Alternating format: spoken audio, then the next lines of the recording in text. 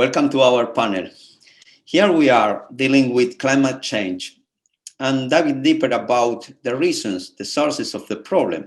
We believe that is the symptom, but the question is what we need to change to keep our common house, what the Jewish tradition offered to us to come back to our roots, to our values.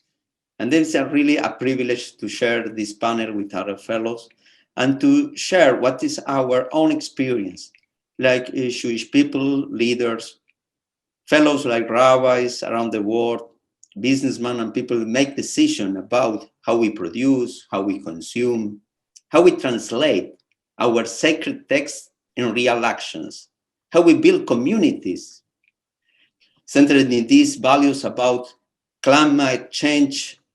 Tell us that we need to change and not decline. We need to change our behavior. We need to change how we really deal with these crucial things. And also it's a question about the next generation and the future.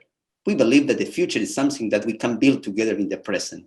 And to have this round table in this panel to start thinking again, what's really our commitment to change things and to fix the world together.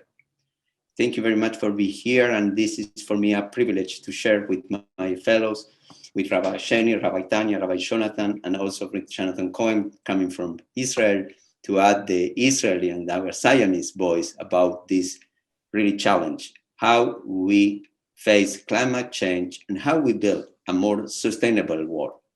Thank you for being here. We'll start with Rabbi Sheni to hear your vision, your position, your experience, and then after that with Rabbi Tanya, and then Rabbi Jonathan, and least but not less important, Israel. What's happened today in Israel about climate change and sustainability?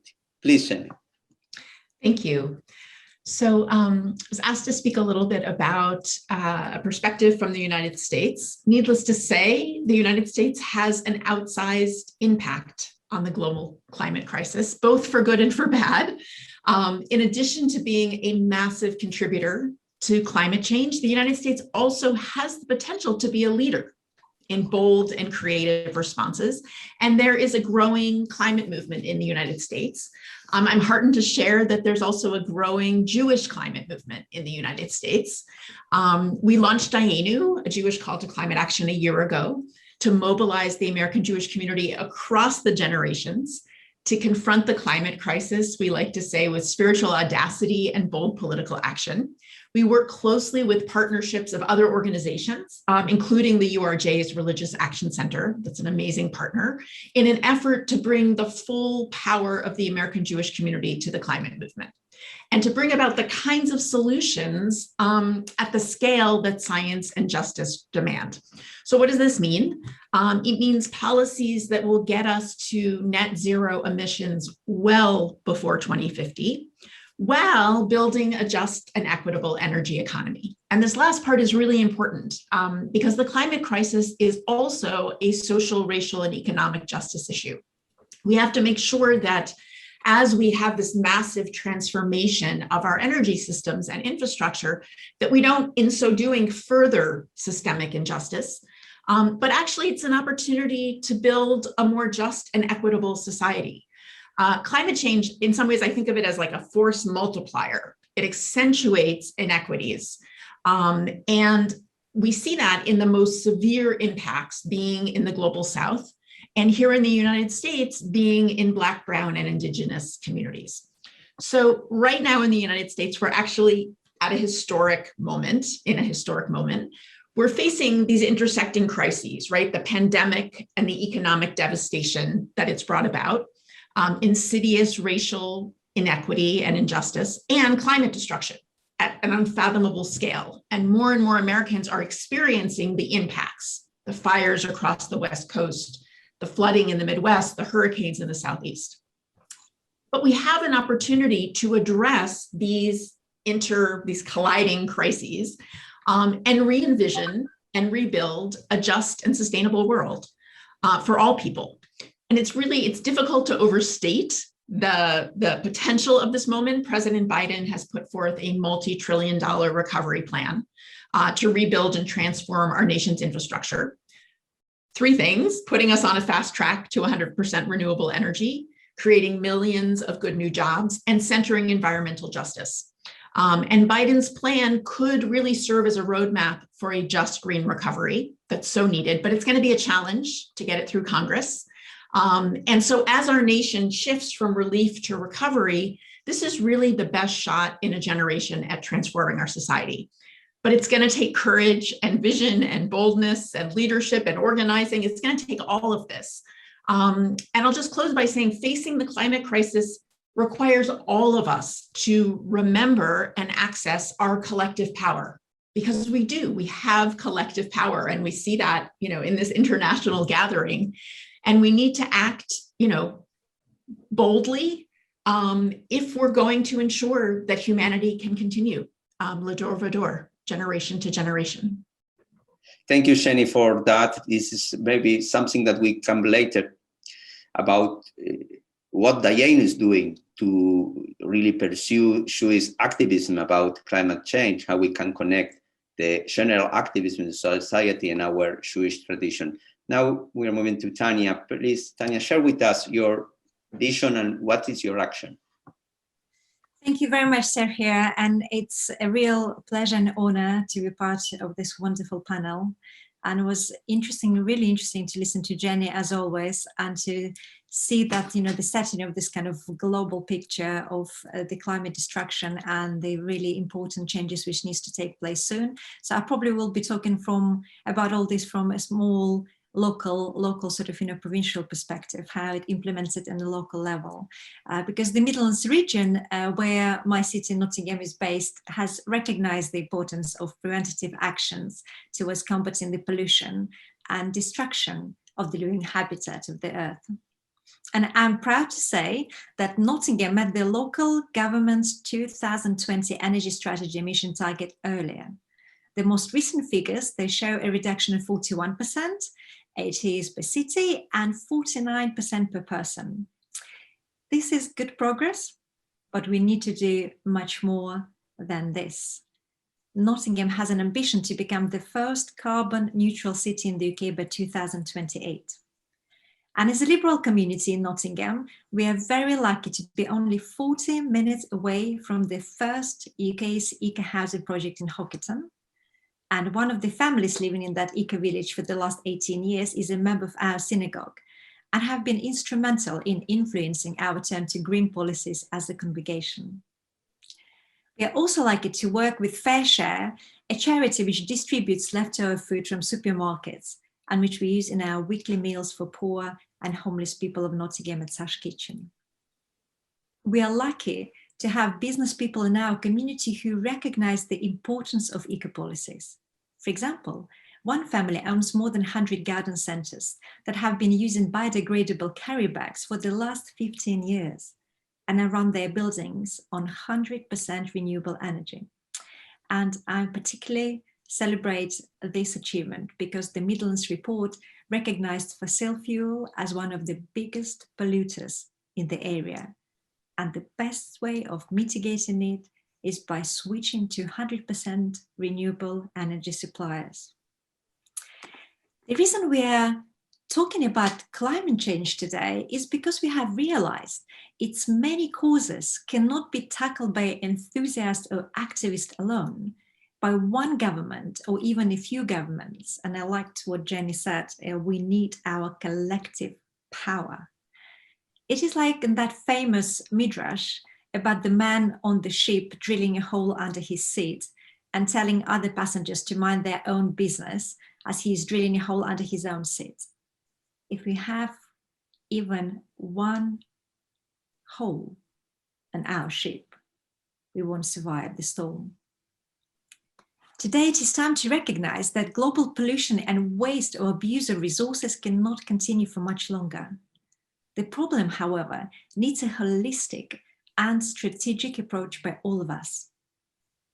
We recognize that it is our moral obligation to unite our efforts as individuals and as the Jewish global community to help governments and communities to shift the paradigm of our thinking from being users and abusers sometimes to becoming carers of this beautiful planet, its resources, and other living creatures. It is our ethical imperative to become proactive as individuals under the Jewish global community in protecting, restoring, and saving our natural environment through changing our daily habits as individuals and joining or supporting various local and global initiatives. Changing the world always starts with ourselves, or with that tikkun atzmi. And it is time to ask ourselves the question, what have I done for the planet? Thank you so much, Tanya. This is interesting how we can build circles of commitment, no, from every one of us to engage community and Indeed. societies, countries, and all the world. That is really a challenge. Rabbi Jonathan, sorry, yes. I just wanted to say I really like how Jenny thinks globally, and I kind of think individually for each of us. My dog has got an opinion too. I will ask her now. You have the right. It's okay. Rabbi Jonathan, this is time to hear from you that how human beings and all expression of life, it's important for us when we are talking about to consecrate our respect to the nature and all the expression of God's revelation. How you see it and how we are working about that? So first of all, I really admire and appreciate the words of Rabbis Jenny and Rabbi Tanya, and I very much noted the agreement of your dog that you're speaking actually on behalf of all life. And we should emphasize 2 days before Earth Day, as we record this program, that this is an existential question in which we hold in our hands the future not just of humanity, but of all life, for which we are responsible. The Torah opens with this magnificent poem to creation. I don't see it as a literal account, but as something far deeper than that. A book, a scroll of wonder and responsibility. And we're now coming to terms with the fact that we are responsible for all life. And when God gives that first instruction to Adam and Eve to work and look after the garden, the scholar Ellen Davis understands those words to mean to work is to have also to serve. It's the same word as we use for prayer, to have a profound reverence and respect. And to keep is the word we use for God's commandments, to honor the trust that we've been given. So we have a particular responsibility towards our children. The planet is not ours, but we are trustees for the future. And we share that responsibility on behalf of all life. And one can trace this through the history of Jewish tradition. The rabbis instituted a whole series of laws rooted in the Torah for the protection of animals. I think it comes to the head in the responsum of the Nodab Yehuda in the 18th century, who asked if one can go hunting, said, who gives human beings the right to invade and possess the territory of other species? I'm speaking from the United Kingdom, which will shortly host COP26, for which I fear this country is not yet ready, and faiths have an enormous role to play, especially together and with one voice, in preparing us to make a success of what has been seen as if not the, critical hour for the future of the world. We've heard the global perspective and the very local perspective. I'm a co-founder of Eco Synagogue, which created, learning from Eco Church, an audit for all communities. How to use energy, how do you use water, what do you preach, what do you teach, how do you influence people in their homes? And that's the micro level. And our personal integrity begins, as Rabbi Tanya said, with ourselves and that question, what am I doing for the planet? But it has to extend outwards in circles of commitment and community with other faiths, with political leaders, with economic leaders, with media spokesperson and personalities, to come to a shared international understanding that the future of the world and all life is in our hands and the hour is now. Thank you, Rabbi Jonathan. This is Really impressive how we can connect our Jewish life, sacred texts, our synagogues like community houses that translate in actions our values. Now we are moving to the center of our Zionist approach, that is Israel, the promised land. And here the question also about, is this real a good business to be sustainable? And how really the startup nation that is Israel is really confronting the challenge to be sustainable and to give a concrete answer to climate change. Please, Jonathan Cummins is with us. Thank you for being here, and we share with you your action and your vision. Thank you, Sergio. Not only did you put me forth, but I'm the only one here who isn't a rabbi and a public speaker by profession, so you will bear with me. Charlie, would you put up slide 3 of the group of slides I sent? While Charlie's putting the slide up, I'll just say, in my opinion, and I will relate shortly to the household, but in my opinion, the clock is ticking, but we are very much at the kickoff stage of doing something real. It took far too long for policymakers to accept that humanity is doing irreparable damage to our world, to accept that fossil fuels are the #1 culprit, and to accept that renewable energies are actually an economically viable alternative. So if we look at the slide a minute, and excuse me if I put on my glasses because I can't see it, we see from a Bloomberg report that the world has really taken the bull by the horns, at least planning-wise. And if we take the incredible installed capacity worldwide in 2050 of above 20,000 gigawatts, the good news is that we see the right colors substantially expanded compared to what happened 2 years ago. Yellow in 2050 is solar energy, and bright blue is wind, and they're taking a substantial role. That is the good news. And if we look at Israel, you said, Sergio, the startup planet. Here, unfortunately, the Jews decided to wait for the world to make renewables economically viable and then to bravely jump into the game. So we're a few years behind world leaders, but nonetheless, our Ministry of Energy, if we look down on the right-hand side, has put forward and has approved a fairly robust plan to, by the year 2030, ensure that our energy mix includes 30% renewables in installed capacity. It's a big climb, it's an ambitious plan, and I would say that the economics are also challenging.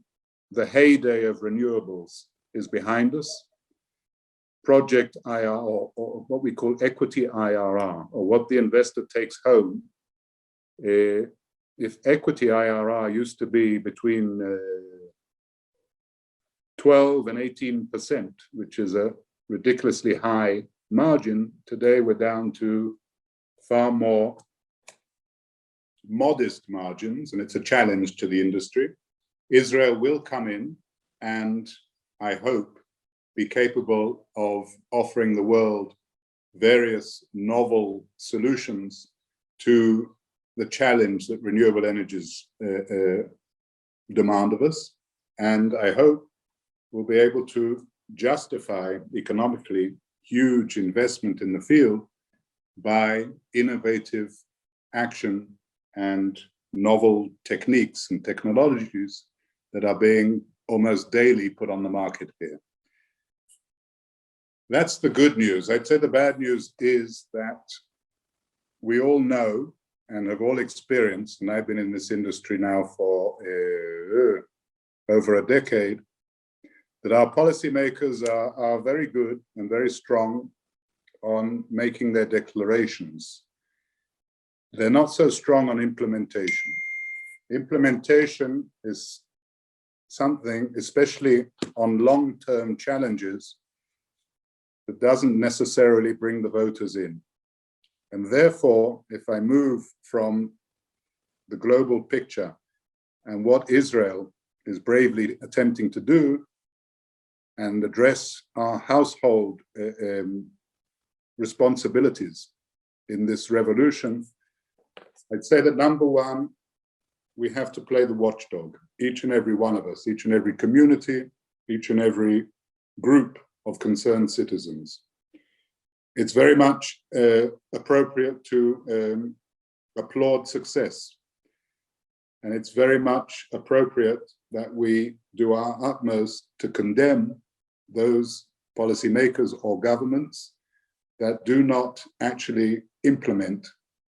They don't put their money where their mouth is. And it's happened here in Israel quite regularly this last decade. And it's only us as the watchdog that keep the policymakers on their toes and active. We also have two additional challenges and responsibilities as a community and as individuals. That first responsibility, I think, is very appropriate for us Jews. We're very good at criticizing and following and playing the watchdog role. I think we've learned through our history how important that is. As a household, we have to also address both sources and uses. There's a huge range of options available to each and every household, and I very much appreciated what Rabbi Jenny said about not turning this drive or this revolution into something that suits the wealthy and is irrelevant to the poor. But nonetheless, there are today already household options that are available to all. Just to give an example, above and beyond those that can afford to install solar panels or wind turbines or waste-to-energy units, we can all make that choice to demand of the Public Utilities Authority that we purchase green electricity in many states. That is a game changer. We're putting pressure on the regulator. We are demanding to go green within our own house. They have to provide. No less relevant than sources, and this is an issue that has been overlooked in Israel, and I presume in other nations, no less important than sources are our uses. And each and every household, be us inhabitants of a villa or inhabitants of a hut, can affect energy consumption very cheaply, and just by upping our interest in how we consume, when our drying machine is activated, what gadgets can we install to up our energy consumption efficiently, substantially. And if we, as each and every household, become very much more aware of how many carbon emissions we are responsible for daily, we will be aiding and assisting our what we call grid managers, those who turn on, turn off, and provide us electricity at every moment of the day and night, to shave peaks, to better control our energy consumption. And those peaks that they are shaving, because we are more responsible consumers, are usually the most polluting peaks. Those are the hours when they burn jet fuel to ensure that the generators are working so that peaks are met. So it's very much relevant that we up our awareness and try to seek, I think as a community, it's far more effective than as an individual household. And this may be a mission that each and every one of our communities could take upon themselves. It's about understanding, awareness, and action, both as watchdogs and as actual implementers. Thank you. Thank you, Jonathan. Really, your presentation includes my first question that you respond, that is what concretely we can do, like individuals. What are not only the global policies, what are the change of habits that we expect from every one of us to make some minimal but very important contribution about that. Maybe now I'm interested to share with all of you, because I know it very well, but Sheni, about Dayenu. Tell us about the ways you feel the Jewish traditions, our teachings, our texts support climate activism in the Jewish community. So we've heard, thank you. We've heard from many of my colleagues here some of the values that undergird our work and our vision and our values, right? They're classics like Shomrei Adama, Bal Tashchit, not wasting. But there are also ones like B'charta B'chaim, choosing life, Tirdof Tzedek, pursuing justice, Shomer Ger Yatom Ba'almana, protecting the most vulnerable. And as we've talked about, at its most basic, addressing the climate crisis is the very concept of living Lador Vador, generation to generation. And we also have fundamental Jewish practices, right? Concepts like Shabbat and the Shemitah year, the sabbatical year, the role of rest for people and for the earth. I think that beyond this, climate Torah is also at its core about urgency and hope. It's about direness and possibility, the need for courageous action and collective power. It's about being open to massive change and reimagining a different future. It's Nachshon, walking into the water. It's the midwives. It's the spiritual courage that we need in the face of profound change and in face of the unknown. And as Jews, we have faced the unknown. We have faced destruction. We've faced difficulties over and over again. And each time we've had to reinvent ourselves. And I think that we collectively are in such a time right now. I also think that climate Torah is the Torah of empowerment. When we're wandering in the desert and God says, Lo b'shamayim hi, it is not in heaven or beyond the sea. It's in our hands and in our hearts, and we can do it. So I think it's also the Torah of empowerment and possibility. And then one of the things that Dayenu is very much at the core of our work and our movement building is the power of spiritually rooted activism. That in everything we do, we're bringing Jewish history and experience and teaching and tradition and faith and song. We're bringing all of this to the movement. It's not just a series of tactics, but a movement that's rooted in community and in spirit and sustaining ourselves and each other in the work.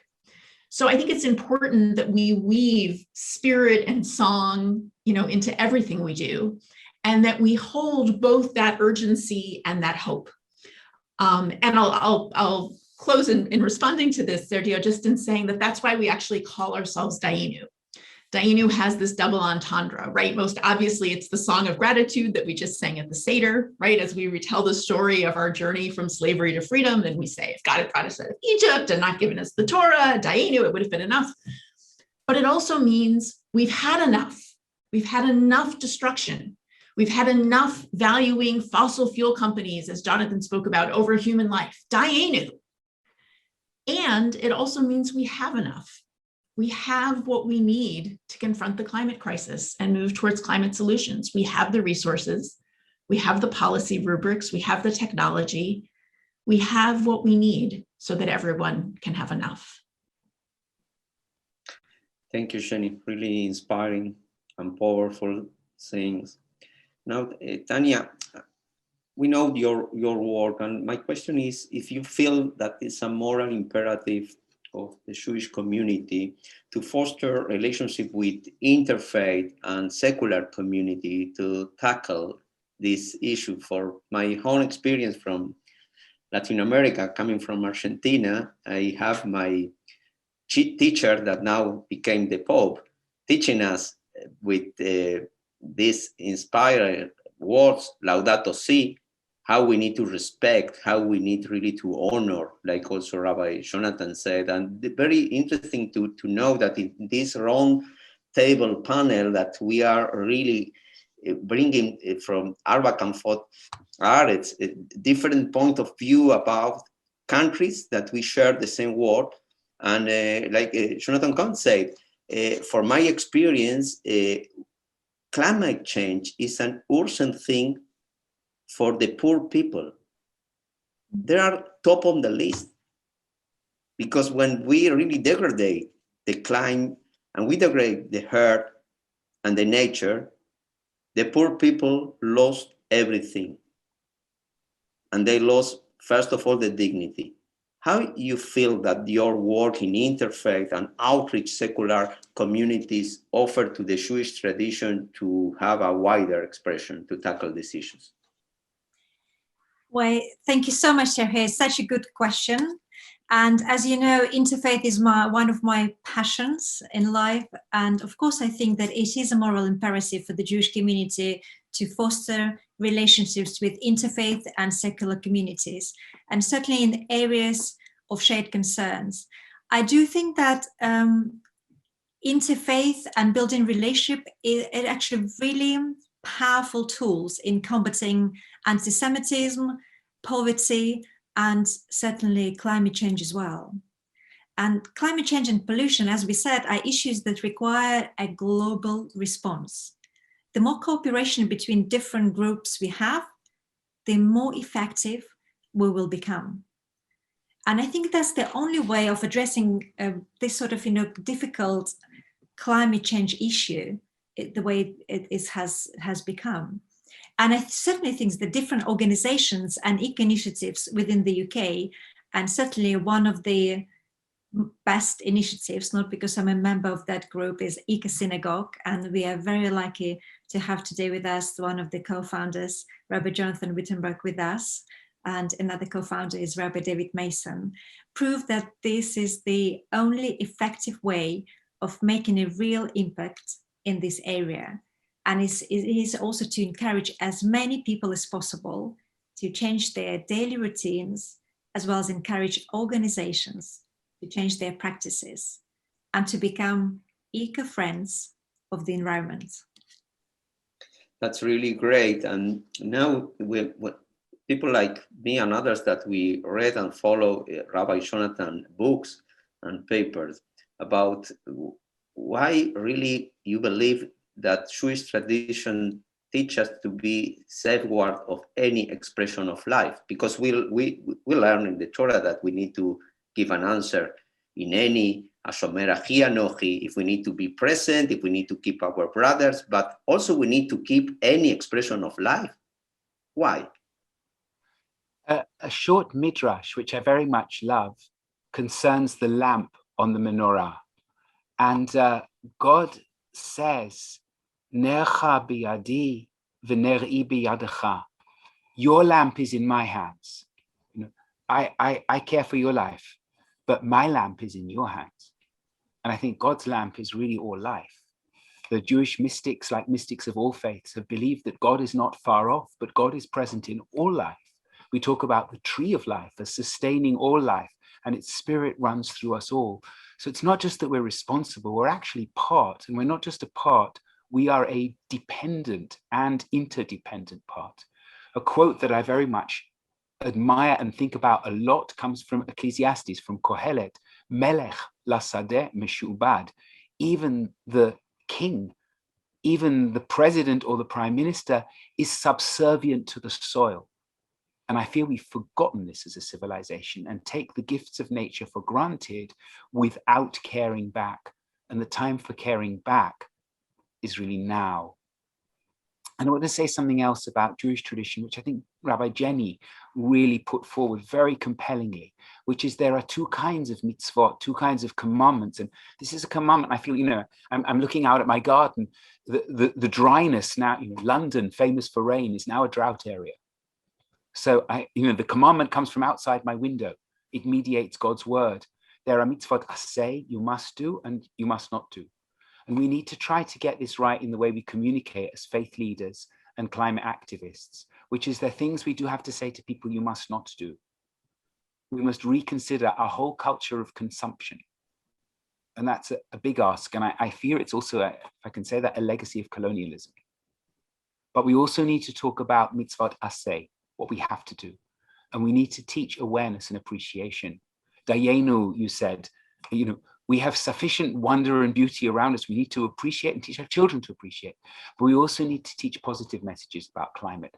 I'm very fascinated by the letters I've had today about a tree belt across the whole of Africa to which we can contribute, and how we replant, rewild, and relearn to love our world.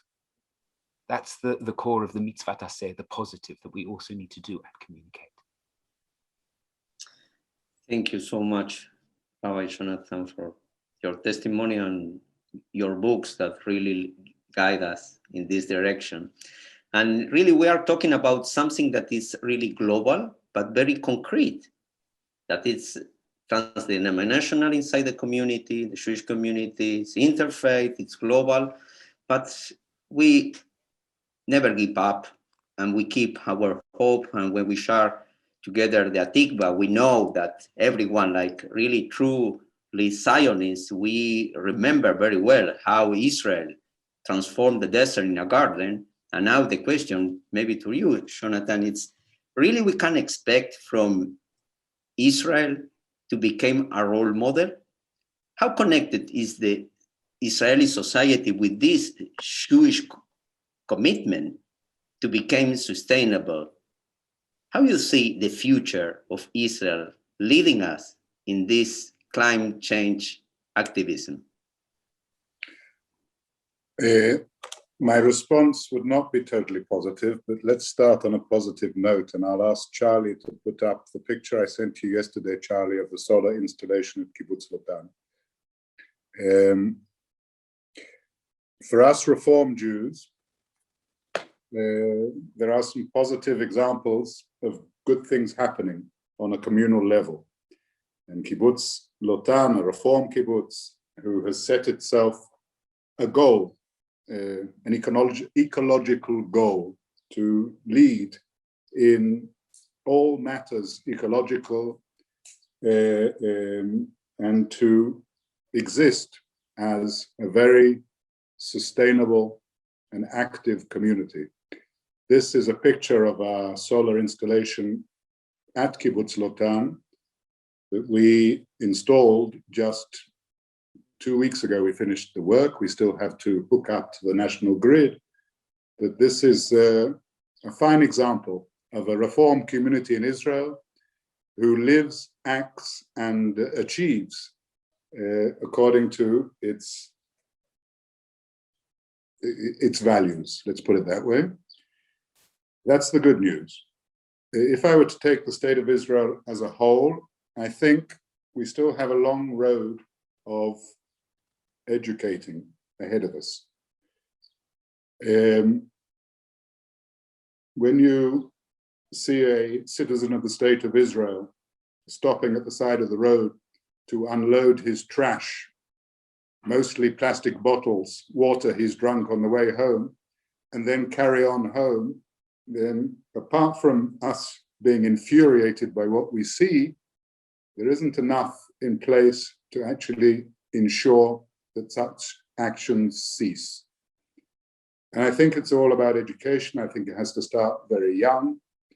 There isn't much time. We all know that the next decade will either ensure a quality of life for our grandchildren, or we will have failed them.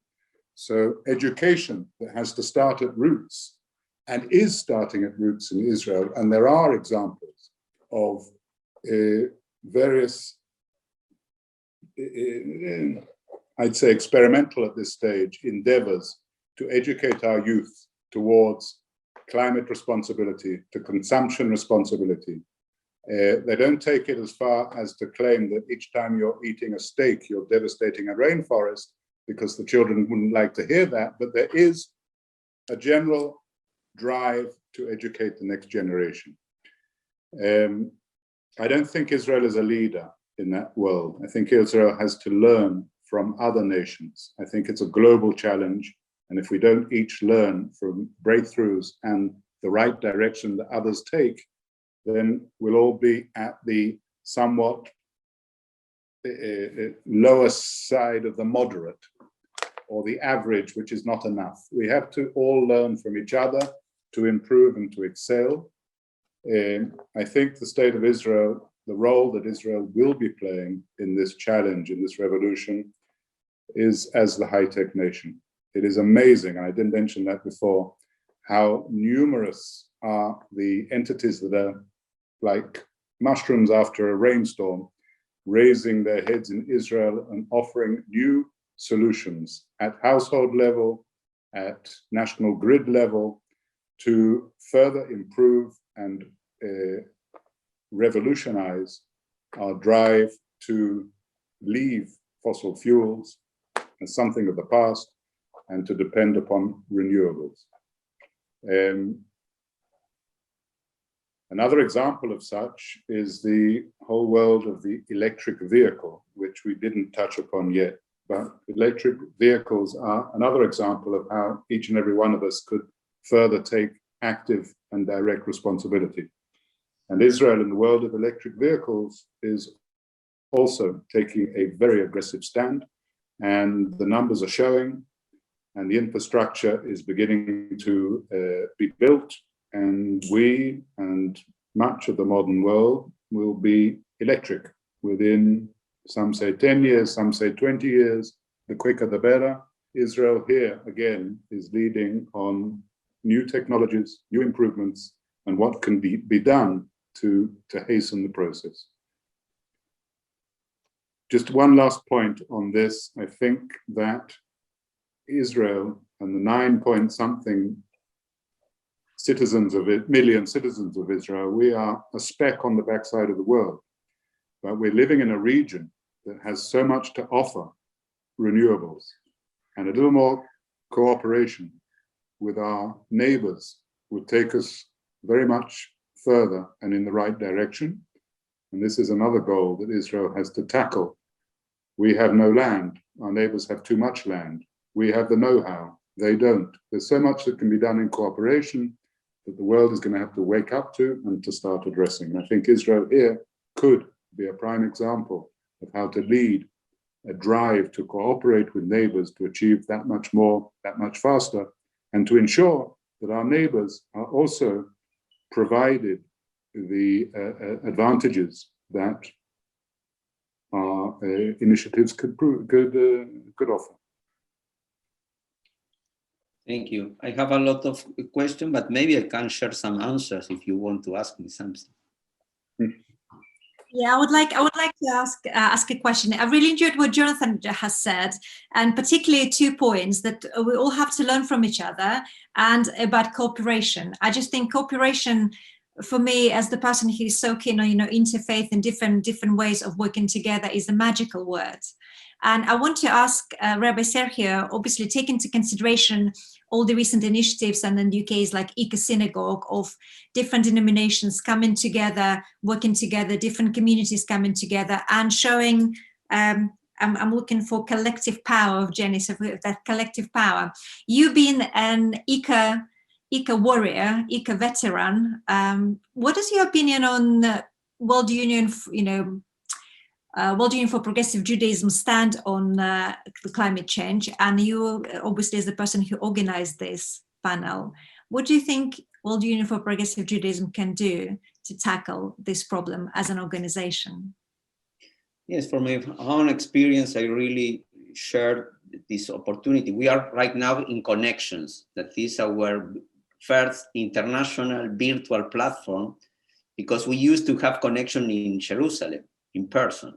Now, after the COVID crisis, we moved to the virtual mode, and this is a huge opportunity. This is our work, Tanya, that is to make connections. I am really believe that this is the way that we can do our job. Here we share your experience, and I really feel in my former job when I was the Minister of Environment in Argentina, I realized that the solution is only global. We have no choice. We need to really to build a bridge between the global vision and the local action. And how we translate these global agreements. And the United Nations will really succeed. For me, it's like we need to add, and it's not only about the World Union. I think the World Union make a contribution making this connection. We shared this panel before in Limud. We can go to any place together. I think that this is one of the good things, how we can be together when we share the common vision that are rooted in our Jewish and universal values. This is our contribution. But for me, it's clear. I want to add the 17 Sustainable Development Goals.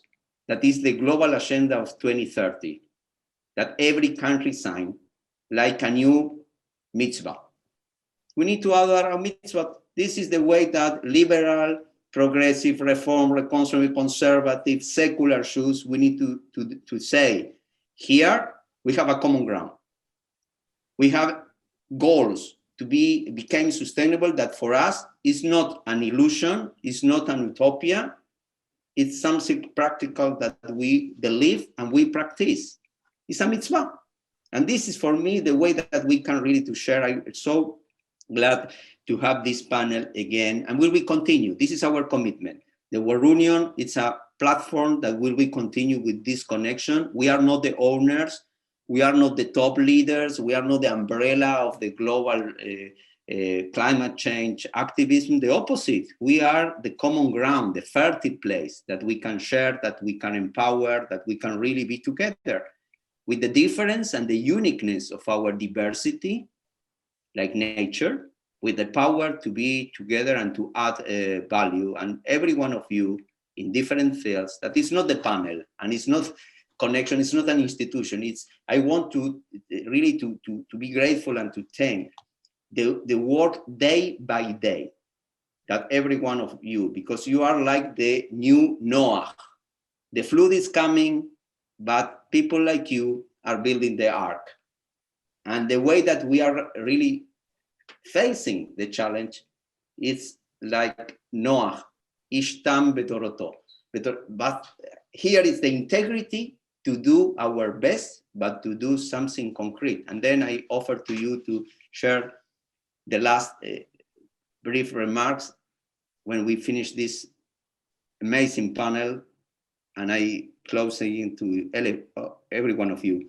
Thank you from the bottom of the heart to the contribution and the gift that you are. In closing, I would just say this, following Hillel, Im lo achshav ein matai, if not now, when? The hour is really urgent, and it's in our hands and our responsibility. I would just say that I have, for the last 11 years of my life, been involved, 15 years of my life, time is flying, been involved with renewable energies on a daily basis, first as a pioneer. And it's an incredibly uplifting sensation to be working in business, but to be convinced you're doing some good every day you get up and go to work. The combination is a win-win. And I would like just to say that I've been truly inspired by my panelists, and I hope that our listeners have been inspired too, to take an action. And the first one is to change your supplier if you're not with a 100% renewable energy supplier. That's going to be the first action. And then to join a local eco group, that will be the second one. And the third one is to create eco group in your own community. Thank you.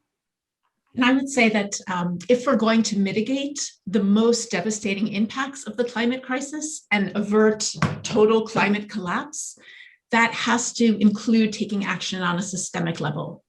Because personal practices like reducing meat consumption and communal practices like greening institutions, these are all important. But if every single person and institution lowered their carbon footprint, we would not avoid the most catastrophic impacts. And that really means systemic change. That means cutting demand and supply for fossil fuel and advocating for comprehensive climate policy, moving our money, changing our political landscape. So I would implore people, in addition to their personal practices, to please get involved with an organization or campaign in your community that's working to bring about the kind of transformational change that this moment in history really demands. The Jewish community has a role to play, and nothing less than the future of humanity is at stake. Thank you so much. This is really inspiring, but also this is action. We are not talking about that. We are doing our best, but we are doing, and this is the way. Thank you very much for your contribution to Tikkun Atzmi, Tikkun Am, and Tikkun Olam. Thank you.